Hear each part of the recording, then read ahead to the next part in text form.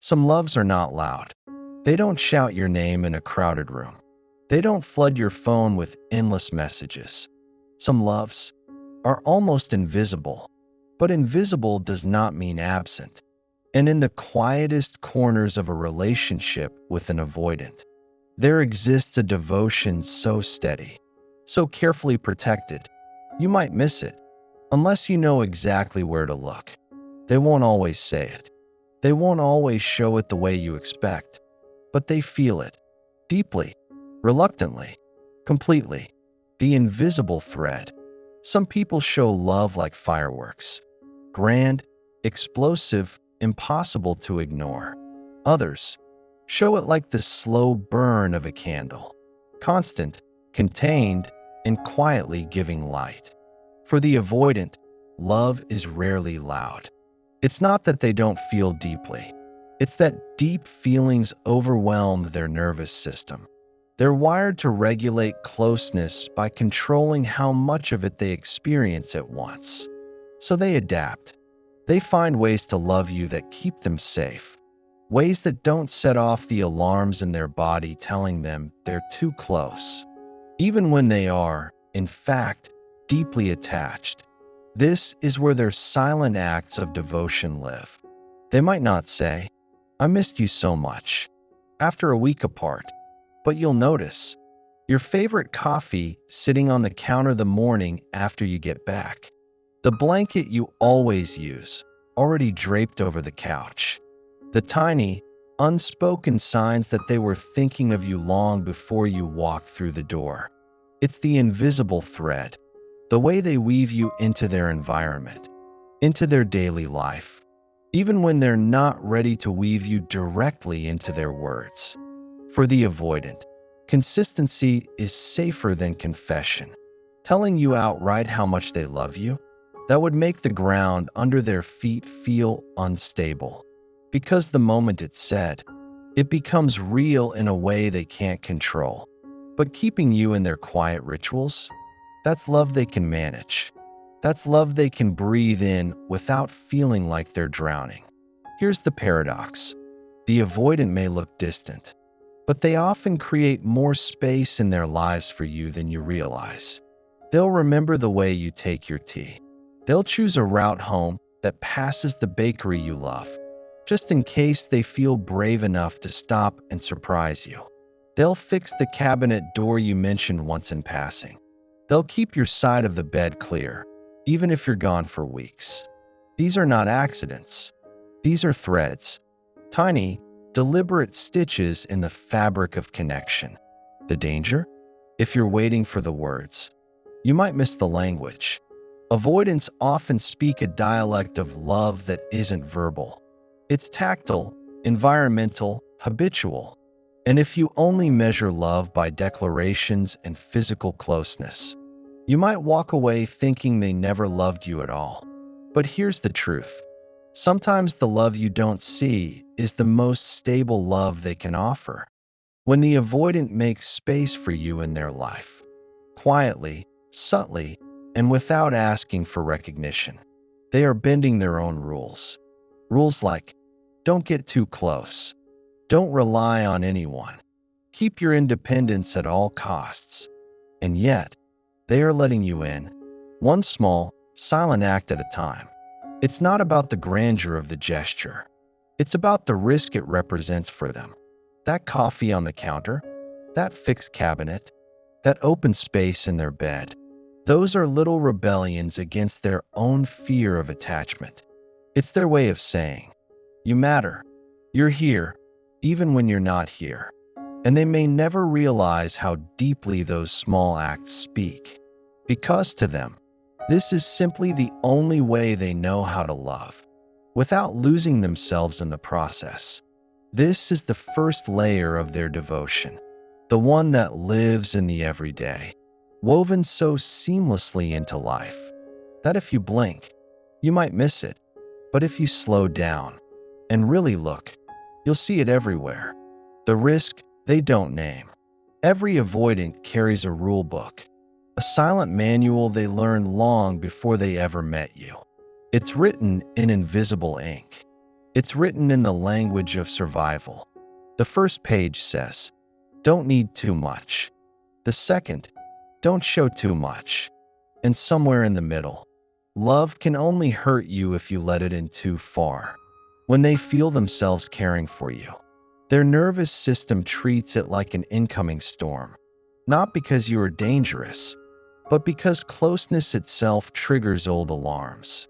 Affection feels good, but the aftermath, the vulnerability, the potential loss, feels like a cliff they're about to fall from. So they do something most people never notice. They love you in ways that look small, so they can keep the feelings manageable. To them, loving you without saying it outright is like holding fire in their hands, but keeping it wrapped in cloth. It's warm, it's close, but it won't burn them. This is why their most meaningful acts are often hidden. They'll anticipate your needs before you even speak them, not to earn points, but because noticing those things feels safe. They'll wash your mug before you wake up. They'll leave the porch light on when you're coming home late. They'll quietly fix the password on the Wi-Fi so you don't have to ask again. It's not showmanship. It's a slow offering, the kind that keeps their heart engaged without making it panic. Here's the thing most people miss. Avoidants often feel more love than they show. In fact, the gap between what they feel and what they express is sometimes so wide that they worry you'll never believe it. But the thought of bridging that gap terrifies them, because stepping fully into emotional expression feels like giving up control. And for them, control is safety. So they walk a tightrope. On one side, the desire to stay connected. On the other, the instinct to retreat. And every quiet act of devotion is them taking one small step toward you, knowing full well they could lose their balance at any time. The risk they don't name is this: every small kindness, every subtle gesture, every hidden act is an opening, and openings are dangerous for them. Because once there's a crack in the armor, love seeps in, and once love seeps in, so does the fear of losing it. So why do they keep doing it? Because the truth is, even the most guarded avoidant is still human. They still crave connection, even if they've trained themselves to survive without it. And in you, they've found someone who makes them willing to take those micro risks. You might not see them as grand romantic gestures, but to them, each one is a quiet leap of faith. These are the moments you never hear them talk about, the ones they'll never admit kept them awake at night. Because they were thinking of you, they'll replay in their mind the way you laughed that morning, or the way your hand brushed theirs and lingered. They won't text you about it. They won't bring it up over dinner, but it will sit in them like a warm stone in their pocket, something they reach for when they think of you. For the avoidant, love is not a straight road. It's a series of detours, small, deliberate turns that let them move toward you without feeling trapped. And if you learn to see these detours for what they are, you'll realize the road they're taking still leads to you. When closeness feels like loss, most people think fear of intimacy is about not wanting love. For the avoidant, it's not that simple. They do want love. They crave it in the quiet. But closeness, real closeness, is tangled up with the memory of losing it. When they were younger, love came with an expiration date. It might have been abrupt. Someone left, someone withdrew, someone stopped showing up. Or it might have been subtle. Love was present, but unpredictable. They never knew when it would arrive, or when it would disappear again. Either way, the nervous system learned. If you get too close, you'll feel the drop. That's why, when you lean in, they sometimes lean out. Not because they want distance, but because their body is bracing for an impact they don't even consciously expect. The irony? Your affection can feel like a warning signal to them. To you, your touch says, "I'm here." To them, it whispers, this could end. When they sense the relationship deepening, they might pull back in ways that seem cold. Delayed replies, sudden busyness, a shift in tone. But beneath that is not indifference. It's preemptive self-protection. They believe, if I create space now, the loss won't hurt as much later. It's emotional rationing, giving enough to keep the connection alive, but not so much that it leaves them exposed. This is why their silent acts of devotion are such a contradiction. On one hand, they're trying to keep their feelings contained. On the other, their care for you keeps spilling out in unspoken ways. It's like trying to carry water in cupped hands. No matter how tight they hold, some of it leaks through their fingers. The avoidant lives in this constant push and pull.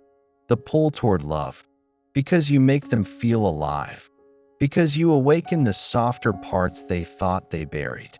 The push toward safety, because feeling that alive also means risking feeling that shattered. And the more they feel for you, the more dangerous that risk becomes. It's not that they don't want to fall in love. It's that, for them, falling feels like a loss in slow motion. A countdown they can't stop once it begins. So they try to control the pace. They'll give you a little, then retreat to catch their breath. They'll edge closer again, then pull away before it's too much. To the outside world, this can look inconsistent, but inside, it feels like survival. Here's the truth they rarely say aloud. Every time they let you in, it's an act of courage. It's them saying, I know this could hurt me, but I'm still choosing it. And that choice, though it's buried under hesitation, though it's wrapped in mixed signals, is their most vulnerable confession. Because even if closeness feels like loss, losing you would feel worse. The ways they speak without words. You've probably noticed something. With the avoidant, the most important messages rarely come out of their mouth. They speak in movements, in choices, in patterns. They might not say, I miss you, but suddenly they're standing closer than usual, lingering in the doorway a second longer, finding a reason to be near you, without announcing it. They might not tell you, I care, but they remember the way you take your coffee, the song you mentioned once, or the exact date of something you thought they'd already forgotten. To you, these things might feel small. To them, they're seismic. Why? Because for the avoidant, every unguarded action is a breach in their own defense system. Every time they show care without prompting, they're letting you peek into a place they've spent years keeping locked. Avoidants often don't realize it, but they're fluent in the language of subtlety. And subtlety is safer.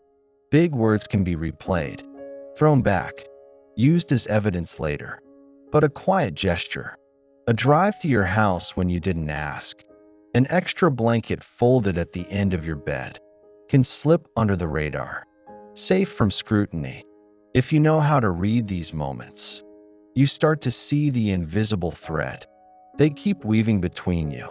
It's in the way they check the weather before you travel, send a link about something you love, or fix something in your home without drawing attention to it. They're not trying to hide their care. They're trying to deliver it in a way that won't make their own heart feel too exposed. And here's the complexity. They want you to notice, but they're terrified you will. Because if you notice, you might ask questions. And if you ask questions, they might have to answer. And if they answer, they might say more than they meant to. So they wrap their love in plausible deniability. The coffee was just coffee. The drive was just convenience. The repair was just because it needed doing. And yet, you can feel the truth humming underneath. The avoidant doesn't know how much weight these small moments carry. To them, they're just fragments of their day. To you, they're a secret diary written in actions instead of ink. And when you look closely, you'll see that diary is already full of the love they can't bring themselves to name. Because for them, naming it would make it real. Making it real would make it fragile. And fragility is the one thing they've been trying to outrun their entire life. So they keep speaking in their quiet language, hoping you'll hear it, without asking them to translate. The devotion they'll never confess. There's something almost sacred about the way the avoidant loves. It's not loud. It's not poetic in the obvious way. It doesn't flood your phone with messages or paint the air with constant words. It's quieter, steadier, hidden beneath the surface, like the roots of a tree, unseen, but anchoring everything in place. The avoidance love isn't about showing the world. It's about making sure that, in the moments that matter, you are safe, you are remembered, you are theirs. Even if they'll never say it like that, they'll carry your preferences in their mind. Like coordinates on a map, they'll shield you from things you don't even know they've intercepted. They'll walk into storms for you, but only when no one's watching. Because their devotion isn't a performance, it's a private vow. And yet, the tragedy is, you might never know the full depth of it, because they'll edit themselves in real time, pulling back just enough so you won't see how deep it really runs. Not because they don't feel, but because feeling openly has always meant risking loss. To the avoidant, love is both the most magnetic and the most dangerous thing they can encounter. So they ration it, not to starve you, but to survive themselves. They love like a secret caretaker, fixing, preparing, protecting, and then stepping back, so no one can point and say, "Look at them. They care." If you've ever been loved by an avoidant, you've likely felt that strange mix. A pull that says, "You matter," and a distance that whispers, "But don't come too close." This is their way. Not perfect, not always easy, but real in its own quiet code. And maybe that's the lesson here. To see love in the places most people overlook. In the unsent text they almost wrote. In the long drive they never complained about. In the detail they remembered, when you'd already forgotten you told them. Their devotion is there. It might not look like a grand speech, but it's steady enough to carry you, even when you don't see it coming. So if you've been waiting for them to say the words, listen closer. You might find they've been saying it all along, just in a language you didn't realize you understood. And if this opened your eyes to the love you might be missing in plain sight, stay here with me, because we're not done unraveling the quiet truths of the human heart. And the more we see them, the more we can finally love, without missing what's right in front of us.